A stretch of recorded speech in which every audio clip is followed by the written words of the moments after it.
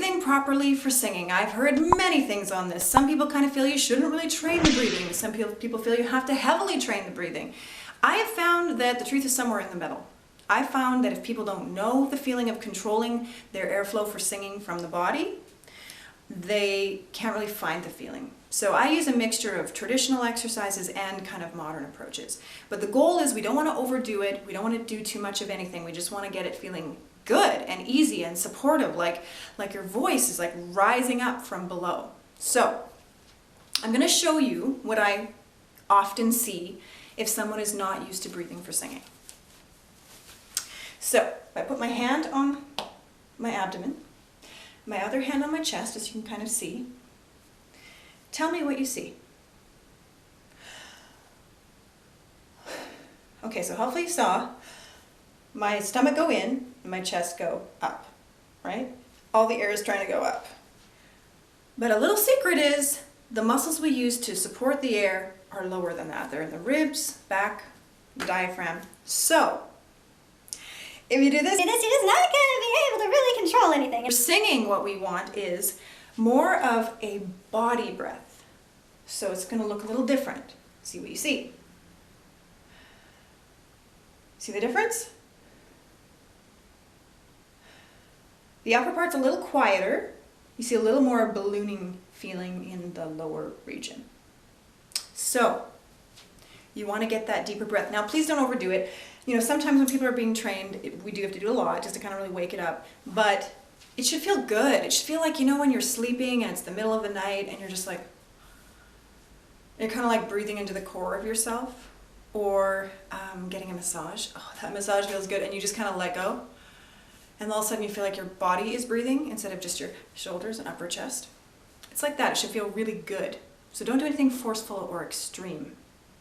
Now, having said that, I want to mention a couple of myths about this, things that I was taught that actually are incorrect. So, some teachers might say your shoulders shouldn't lift. Not true. There is a slight lift because your lungs are in here. There's going to be well, what they're getting at is they're just trying to demonstrate don't overdo it with, you know, upper breathing. Also, some teachers will say it's all about breathing into your belly, which is sort of true. The reason I say sort of is because you're actually breathing into your lungs. So your diaphragm sits up under your rib cage, sort of like an umbrella.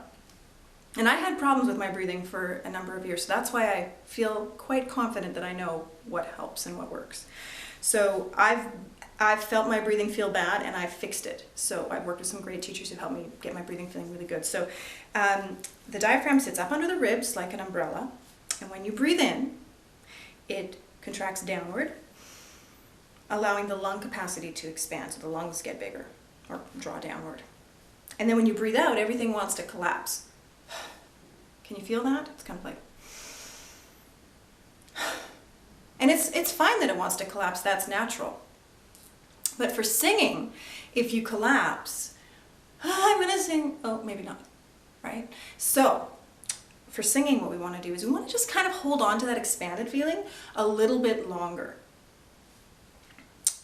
So I like to tell people to think of breathing, you know, into the chest, into the ribs, into the belly, into the back, even into the shoulder blades sometimes, or even through the armpits, like weird things we visualize. I could tell you one more that someone told me that does work, but I won't go there, but I'll just say it's picturing breathing into the lower region also works. So it's a body breath. So having said that, you want it to feel really good and natural. Some people really need to focus on their belly to get that good feeling. Some people, that makes them kind of go all belly and it goes weird. Some people prefer to think right up under the bust or the pecs and right into the front of the ribs.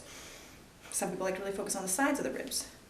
So you'll have to play and get it to where it feels good for you, because remember, fundamentally singing feels good. So if you're having trouble, just ask yourself, does it feel good? And if not, where doesn't it feel good? Oh, I'm doing something weird with my stomach, or, you know, use the mirror. Video yourself or use the mirror, it really helps. So we are belly breathing in a sense, but for the most part, the belly expanding is the viscera getting out of the way, the guts. So it is a marker though to help us see as teachers whether you're getting the air downward. So That's important for breathing. Sometimes it reminds me of an elastic band. So if you think of an elastic band, I wish I had it right now. I don't, sorry. So I'm going to breathe in. I think of that elastic band stretching. And then it collapses, right? That's what it feels like.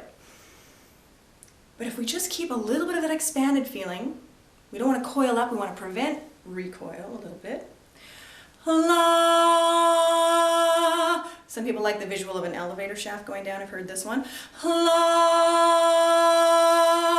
We're just trying to prevent everything trying to like squish up.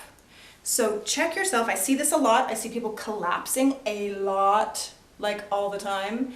So get those ribs out and up.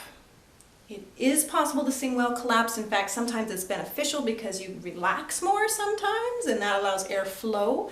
But again, we don't want to feel like there's just nothing in there, because then otherwise how can you control your wind instrument, which is your voice? So have fun with that, play with that.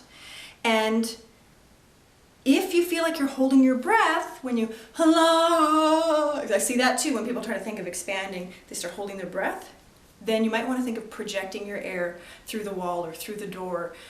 If you have to choose one, I would suggest focusing on breathing out. Focusing on breathing out, I would say, is more important than feeling expanded. And the expansion feeling varies, depends on how much you need it. You'll get used to it. Once you feel that feeling of strength, it's like this barrier of supportive strength because you're breathing out, yet which makes you want to contract, right? Shrink up. Yet you're also thinking of being a bit expanded. So it creates this two-direction thing, right? And when you get that, it just feels strong. Supportive, not forceful, not pushy, not, you might feel a little pushy sometimes, a little bouncy, it kind of happens on its own. But it just feels strong, like you have help and it's easy. So once you lock into that feeling, it is so comfortable and easier on your voice.